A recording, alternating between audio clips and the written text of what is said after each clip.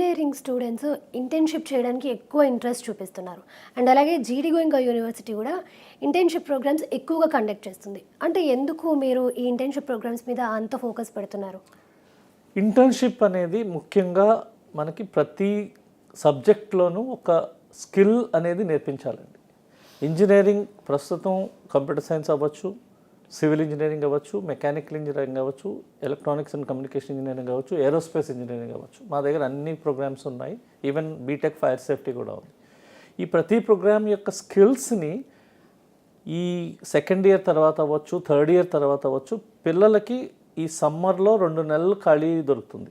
ఆ 2 నెలల సమయాన్ని వాళ్ళు ఈ ఇంటర్న్షిప్ అంటే వీళ్ళు పరోక్షంగా ఒక కంపెనీలో జాయిన్ అయ్యి ఆ కంపెనీలో ఏం జరుగుతుందని చూస్తారు.